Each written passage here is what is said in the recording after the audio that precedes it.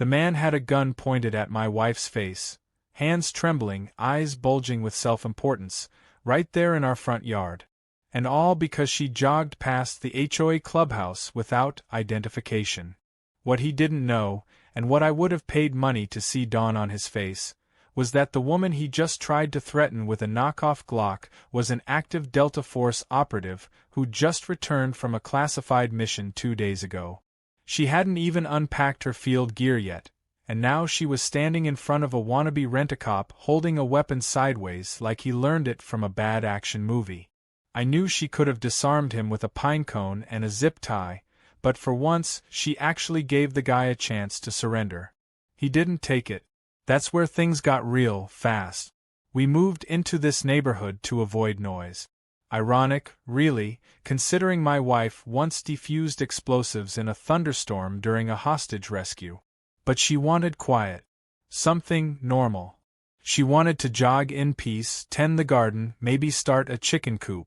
And I, cybersecurity nerd, extremely indoorsy, just wanted a basement with good fiber internet. We found this HOA neighborhood tucked outside the city, marketed as a private, secure, family-focused community. They had glossy brochures and words like sanctuary, community spirit, and optional monthly events. Nowhere did it mention armed cosplay enthusiasts patrolling the sidewalks like it was a Call of Duty map.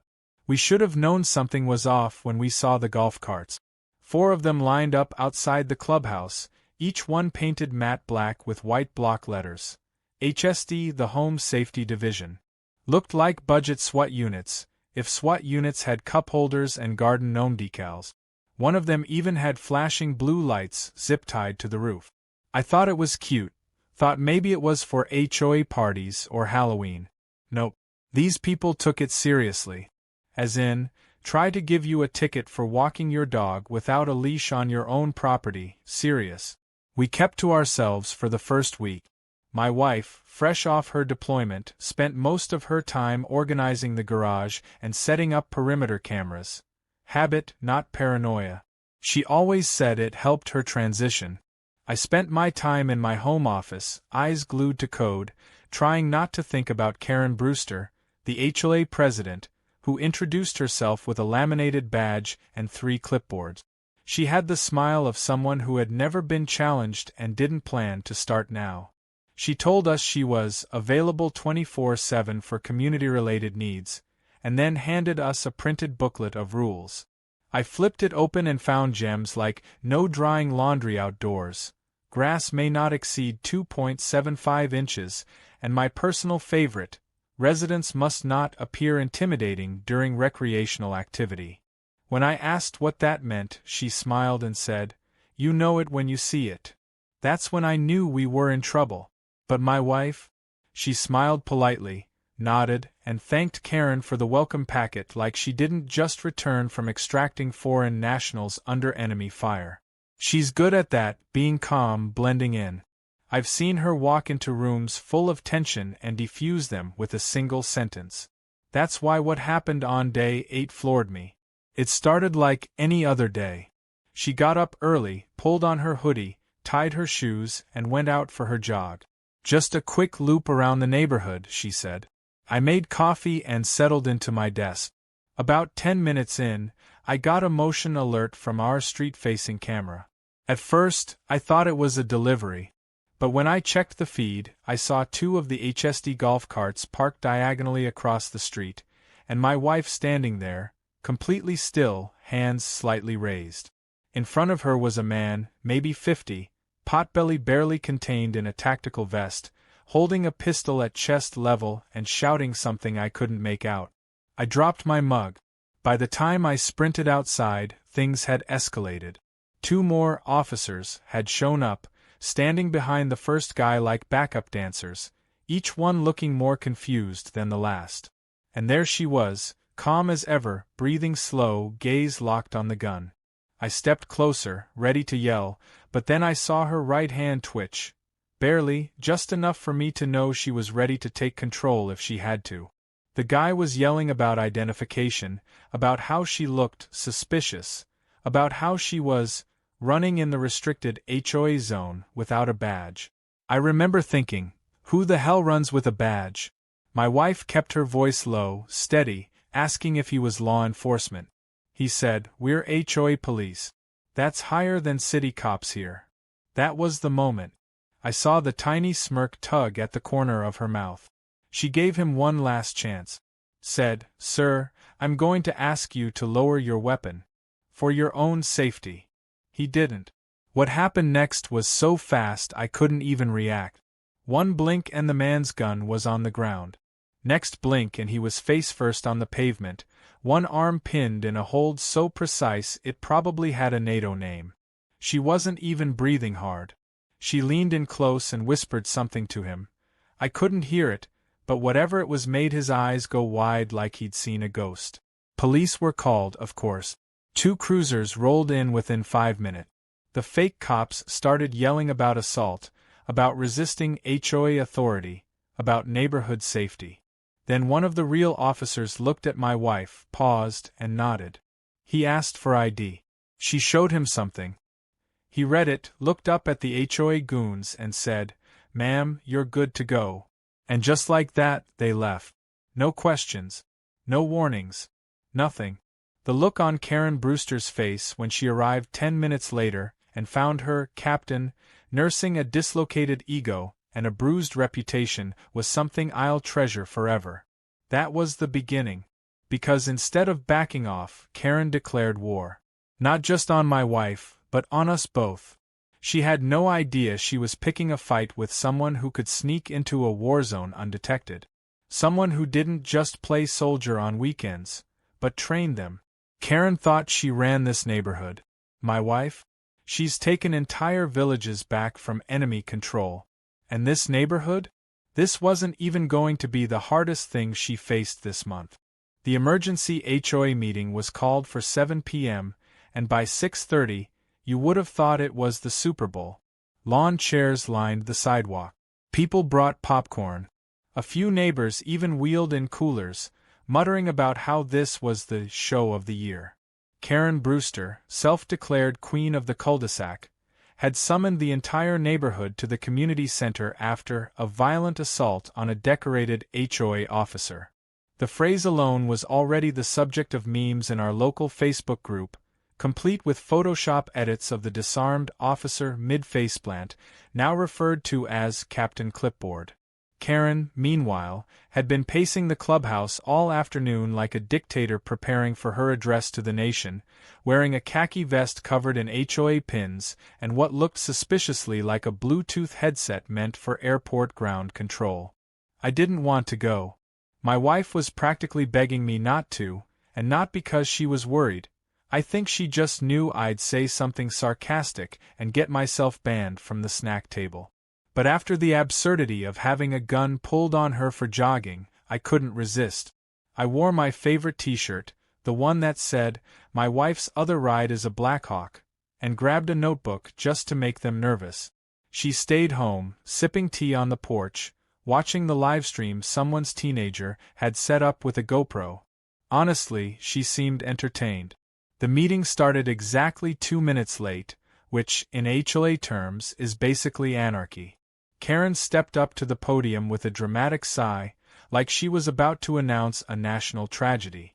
Behind her, a whiteboard read Emergency Response Strategy, and someone had drawn stick figures labeled Threat Actor and Heroic Defense. The Heroic Defense was wearing sunglasses and had bigger biceps than the HOA officer ever had in real life. Karen adjusted her microphone 3 times before starting. "Neighbors," she said, in the tone of someone running for a position no one asked to be filled, "it is with a heavy heart that I report a direct and violent assault on one of our peacekeepers. That's right, peacekeepers. Not volunteers. Not security enthusiasts. Peacekeepers. Like this was the UN." She pointed to a chair on the stage where the HOA captain sat with his arm in a sling and an expression that fell somewhere between humiliation and dairy-induced regret. "Captain Fredrickson," she said solemnly, "was injured in the line of duty, protecting our streets from a trespasser with a known history of aggression." My hand shot up. "Yes," Karen said with a strained smile. "Quick question," I said. What's the known history? Because I live with her and she's never even raised her voice to a neighbor. She does, however, raise chickens, so unless that rooster's been throwing punches, I'm not sure where this history is stored. A few people laughed. Karen didn't. Mr. Owens, we ask that you refrain from sarcastic commentary. Got it, I said. Just real commentary from now on.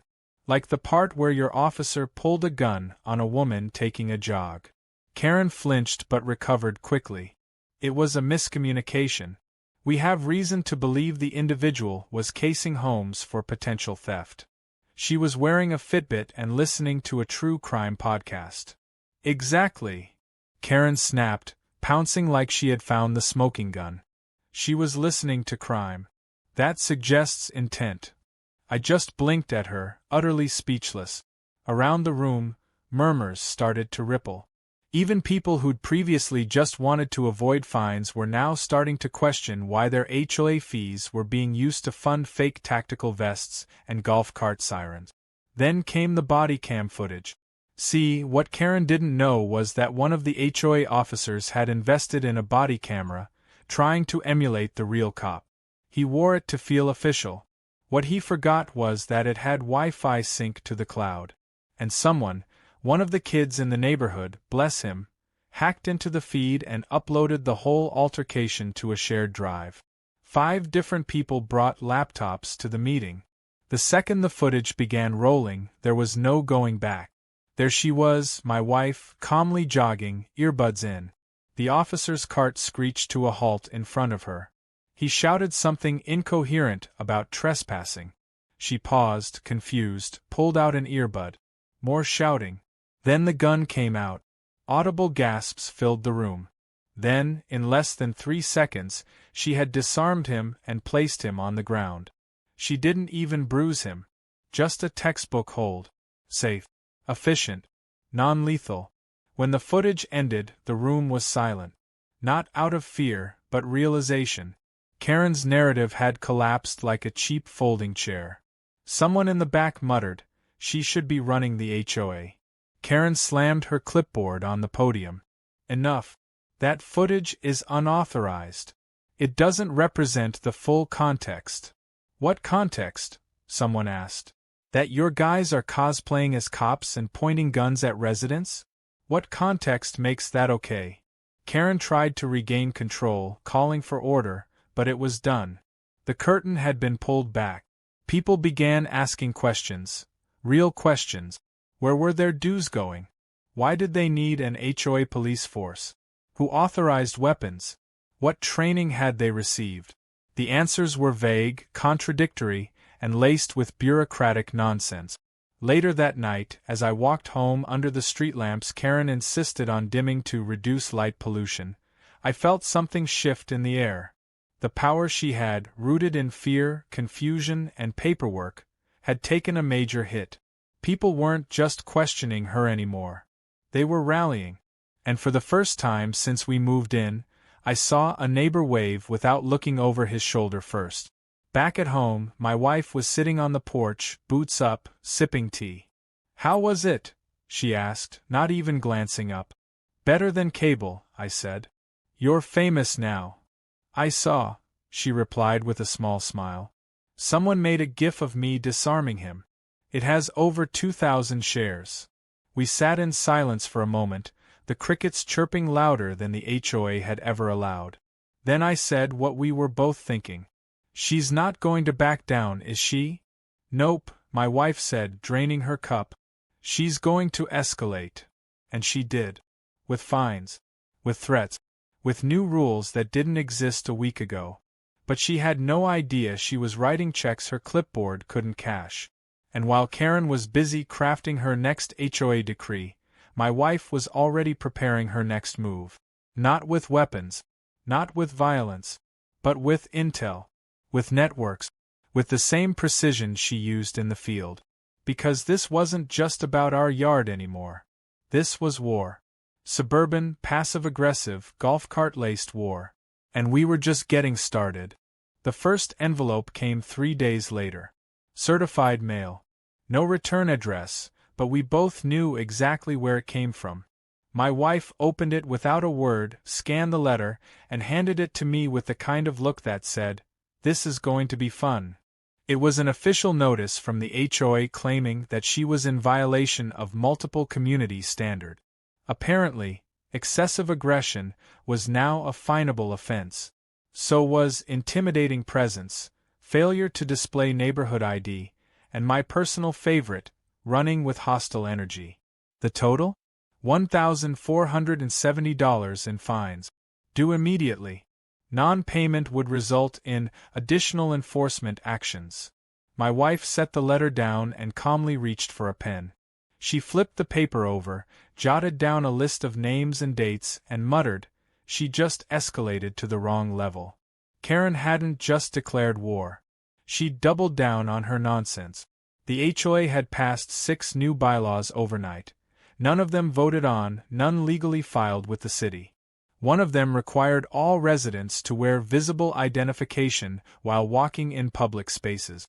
Another gave the HOA security team the power to issue fines on site.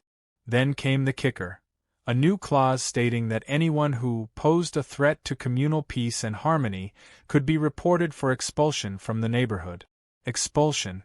Like this was a private college, and Karen was the dean of delusion. The funny part was that Karen still believed she had the upper hand. She was used to dealing with residents who just grumbled quietly or moved away. What she didn't realize, what she could not possibly comprehend, was that my wife had a long, documented history of dismantling operations 10 times more organized and 1,000 times more dangerous than this one. And she was very, very good at it. The retaliation started with a restraining order, filed in the county court, full of ridiculous language accusing my wife of militant behavior, psychological warfare, and tactical manipulation. Karen submitted heavily edited footage to back up her claims, conveniently cutting out the moment where her captain pulled the weapon. Unfortunately for her, the court had already received the unedited footage from several concerned neighbors. The judge tossed the filing so fast it barely touched the desk. Still, Karen didn't stop. She sent more fines, more letters, threats of legal action. HOA patrols started driving past our house every hour, sometimes parking nearby and pretending to take note. One of them aimed a speed gun at our mailbox. Another crouched behind a bush with binoculars. These were grown adults with nothing better to do than harass a woman who could disable an entire surveillance network with her left thumb. That's when my wife made a call. It was a short conversation. I only heard her side. A few yes sirs, a few nods, and then, "Thank you, I'll handle the rest." She hung up and turned to me. "We're on the record now," she said. "Let's see how deep the rabbit hole goes." The next day we started digging. Public records, property filings, financial disclosures, all technically accessible to any homeowner, but most people didn't bother. We did. And what we found was hilarious and horrifying. The HOA had been funneling money through a landscaping company called Verdant Horizon LLC. Problem was, the company didn't exist. Not in any real sense. It was a shell, set up under the name of a cousin of one of the HOA board members. Coincidentally, the same captain who pulled the gun. Over the past 3 years, the HOA had paid Verdant Horizon nearly $180,000 for beautification projects. According to the records, they had installed 8 fountains, repaved 3 roads, and landscaped over 30 public gardens. In reality, 2 fountains existed, none of the roads had been touched in years, and the public gardens were weeds growing behind the dumpster by the clubhouse. My wife cross-referenced the payment records with footage from her security system. Time-stamped, clear video showing no work ever occurred on the days listed. It was a cover-up. Badly done. Sloppy. But enough to get the attention of the right people. She sent the files to an auditor. Not just any auditor, a federal one. It took a few favors, but she got a formal inquiry launched into HOA financial mismanagement. Within 48 hours, a request for records was sent to the board. Karen responded by locking down the clubhouse and posting a members-only sign. One of her goons stood at the door with a clipboard and what looked like a leaf blower repurposed into a deterrent device. Meanwhile, residents started asking questions. Real questions. Why were their dues going up every year? Why hadn't the promised upgrades ever appeared? Why were they being fined for things like excessive porch furniture and non-regulation flags? A few brave souls even walked door to door, handing out copies of the audit summary my wife had created. We kept the tone factual, clean, professional. No name-calling. No accusations. Just numbers. Just proof. Karen panicked. She hosted a live stream. Yes, a live stream, to address the smear campaign. She sat in front of an American flag, wore a blazer 3 sizes too big, and referred to herself as Madam President at least 6 times. She claimed the audit was fake, that the footage was deep-faked, and that my wife was part of a coordinated domestic threat group. That last one was bold, especially considering my wife had been awarded 2 Bronze Stars and was still actively serving under military clearance. Then came the twist we didn't see coming. During a quiet evening, my wife received an encrypted message. It wasn't from the usual channels. It was short, simple. 4 words. Need to verify status. She typed out a quick confirmation. 5 minutes later, her phone rang. A voice she hadn't heard in years came through, calm, firm, direct. It was a former commander. He asked for a briefing. Asked if she was okay. Asked if she needed backup. Not the kind with guns. The kind with signatures. Legal, surgical, final. She declined. Politely. But the implication was clear. Karen had accidentally stepped into territory far above her HOA badge's pay grade. She had brought heat on herself from a place no homeowner association was prepared to deal with. And the most ridiculous part? She still didn't know it. She still thought she was fighting a neighborhood dispute, still thought she could bully her way through with threats and fines. That night, over dinner, my wife quietly typed up a document and printed it. She folded it carefully and placed it in a labeled envelope marked, Karen Brewster. It wasn't a threat. It wasn't a warning. It was a cease and desist order. Not one she typed herself, either. It was from a federal office, signed, dated, and legally binding. I asked what came next. She smiled faintly and said, "Now we let the law do what it does. But if they stall." She didn't finish the sentence. She didn't have to. The envelope was delivered at exactly 9:01 a.m., hand-delivered by a courier in a navy blue windbreaker with government insignia on his shoulder and mirrored sunglasses that never left his face. He didn't say a word, just handed Karen the papers and walked away. According to a neighbor who witnessed the exchange, Karen stood frozen on the front porch for almost a full minute before scrambling inside, clutching the envelope like it was ticking. That was the moment things shifted. The HOA clubhouse doors stayed closed for the next 2 days. No patrols. No golf carts. Not a single sighting of Captain Clipboard or his fake radar gun. Karen went quiet, and for a moment, it almost seemed like the storm had passed. But we both knew better. Silence was never the end. It was just the inhale before the scream. My wife, however, treated the pause like an opportunity. With Karen off her soapbox and the patrols laying low, she launched what she called Operation Curb Appeal. She called it that with a straight face too, like it was just another field mission with a theme. Only this one involved printers, clipboards, and a surprising amount of clip art.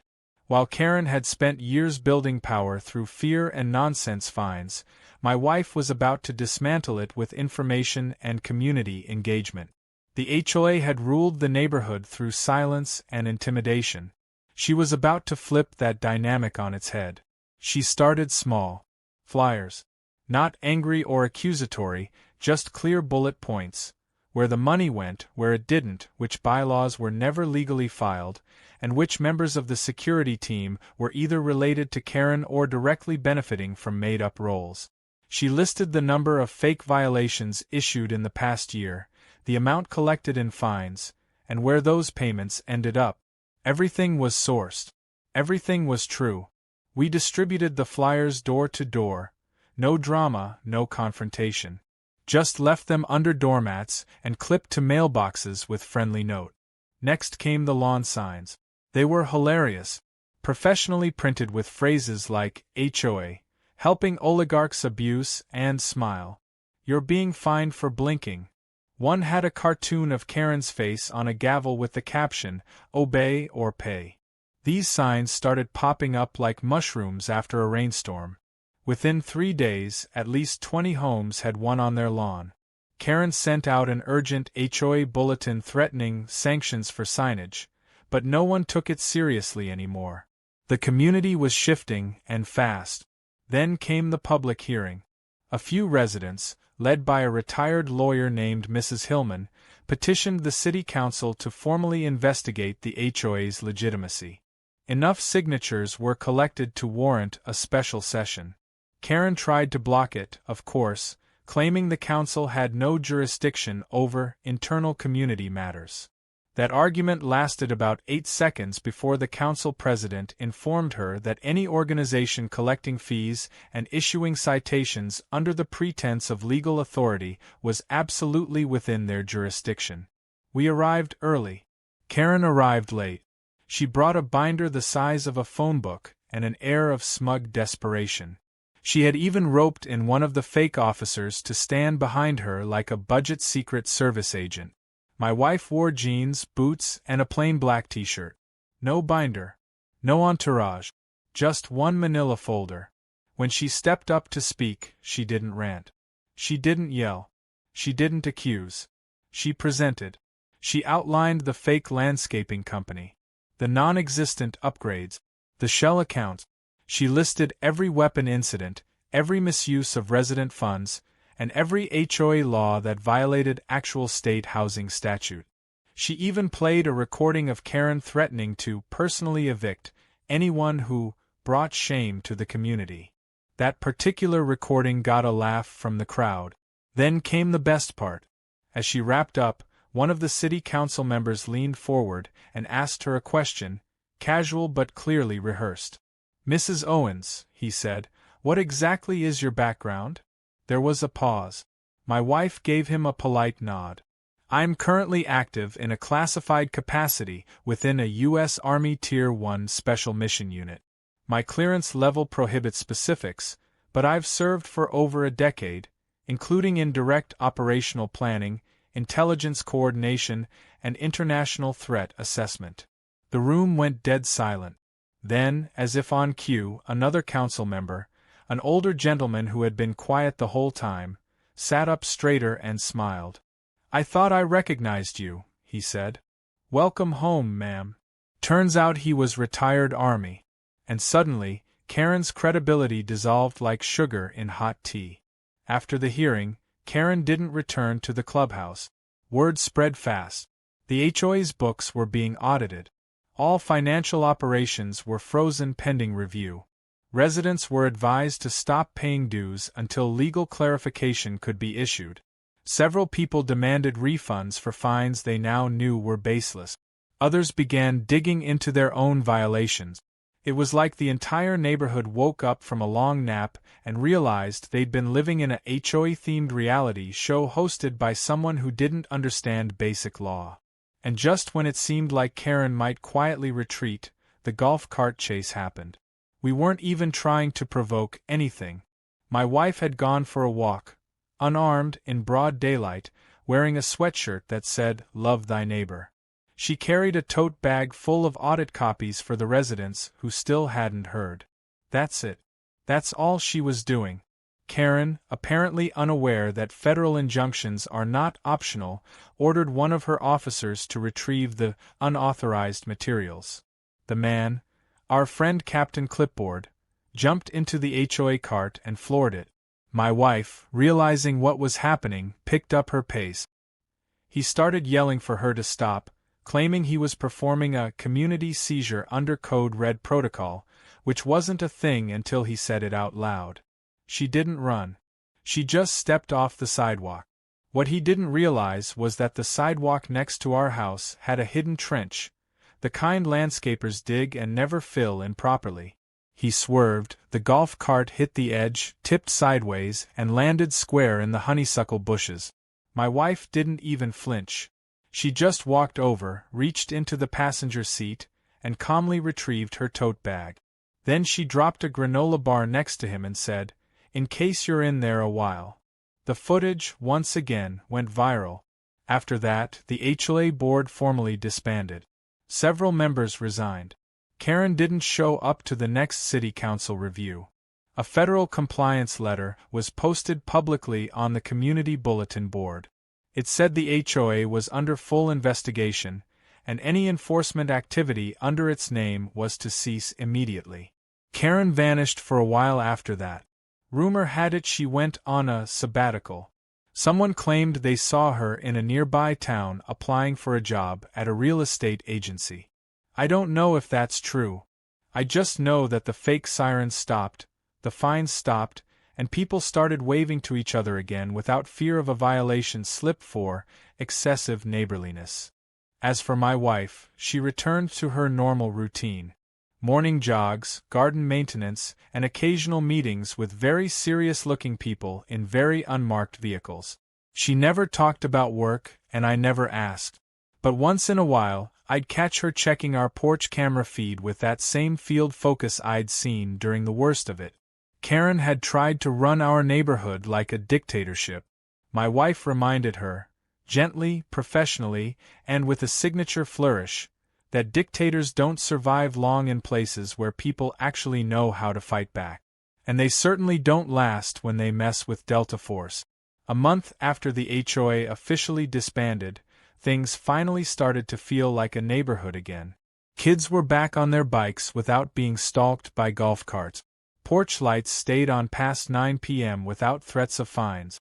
People actually smiled when they passed each other on the sidewalk. It was as if a thick fog of paranoia had lifted, and in its place was the forgotten joy of suburban normalcy. My wife returned to her early morning runs, not because she needed the exercise, but because it was hers again, her street, her pace, no one watching with a clipboard or a GoPro. I started getting invited to neighborhood poker nights, and someone brought over fresh zucchini from their garden just because, civilization. Then, just as the dust was starting to settle, Karen made her grand return, because of course she did.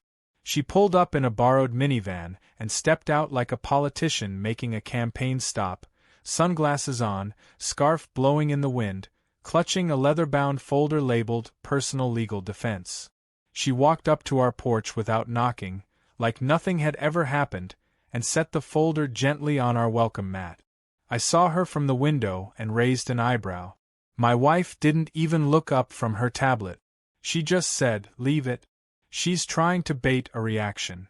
The folder contained a letter written in dense legal language, full of deflections and self-praise. Karen wasn't apologizing, far from it. She was positioning herself as the victim of a conspiracy.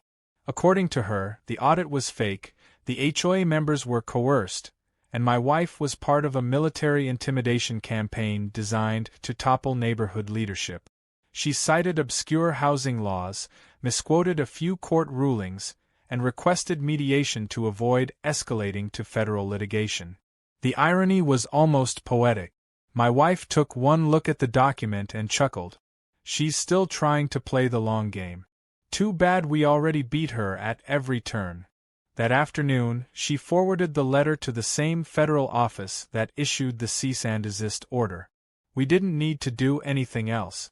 Karen had already buried herself under enough paperwork and fraud allegations to last several fiscal quarters. A week later, Karen showed up in court for her first hearing, representing herself.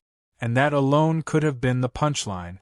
According to a neighbor who watched the livestream, she opened her defense with a slideshow that included clip art of gavels, the HOA logo she designed herself, and a poorly photoshopped image of my wife standing next to a tank. She claimed it was proof of paramilitary influence in local governance. The judge let her speak for all of 10 minutes before stopping her with a single question.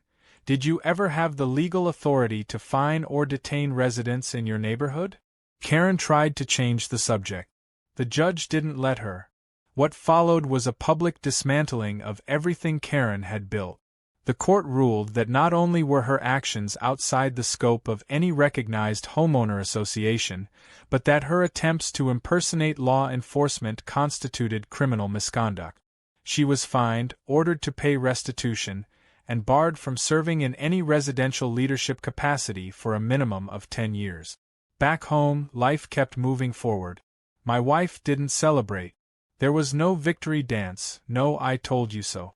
Just another morning jog, another cup of green tea, another update to the perimeter sensors she quietly maintained out of habit. But the neighborhood celebrated for her. Someone threw a block party, complete with burgers, cornhole, and a playlist that included multiple renditions of Another One Bites the Dust. Someone else gifted my wife a lawn sign that read, Neighborhood Hero, 0 fines since 2024. It was corny, but she actually kept that one up. Weeks later, something unexpected arrived in the mail. A plain manila envelope with no return address, stamped with military clearance codes I hadn't seen before. Inside was a single certificate, an official commendation from the Department of Defense for exceptional conduct and civilian oversight in defense of constitutional rights. There was no ceremony, no medal. Just the document and a handwritten note. We're proud of how you handled it. See you soon. My wife stared at it for a long moment, then folded it and placed it in her secure file cabinet, the one she never let anyone touch. I asked her that night if she missed it. The action. The structure. The part of her that operated in the shadows while the rest of the world carried on with school runs and grocery lists. She didn't answer right away. Just stared at the stars above our backyard, the wind gently rustling the trees she'd planted herself. Sometimes, she finally said. But this matters too. Peace is the mission now. We thought that would be the end of it. But there was still one last twist. Late one evening, just as we were cleaning up from a neighborhood cookout, a black SUV pulled up at the edge of the street. Not tinted like a threat, clean, polished, unmarked, but official in its own quiet way. A man stepped out, suit tailored, haircut military precise. He greeted my wife by her first name. They didn't shake hands. Just nodded at each other like two people who'd been through something and didn't need to say it out loud. He handed her a sealed envelope. She read it in silence, expression unreadable. Then she looked at me, and there was something in her eyes I hadn't seen in a while. A flicker of that old intensity. The one she wore before a deployment. Not fear. Not even excitement. Just certainty. She turned to the man and said, "When do I leave?" He replied, "Transport is ready at dawn. You'll be briefed en route." She nodded once. No hesitation. No goodbye. That night she packed light. She didn't tell me where she was going or how long she'd be gone. She just placed a note on my desk before bed. It said, "Karen was just the warm-up. This is the mission." No signature. No details. Just that. At sunrise, I watched her walk to the SUV, calm and steady, the way she always was. She didn't look back. I didn't expect her to. She had a job to do, somewhere in a world that still needed people like her. I stood on the porch with a cup of coffee, watching the SUV disappear down the street, and smiled. The new HOA president, by the way, is Tom. Retired postal worker. Great guy. His first act was to remove all bylaws except for one. Don't be a jerk. It's working out fine.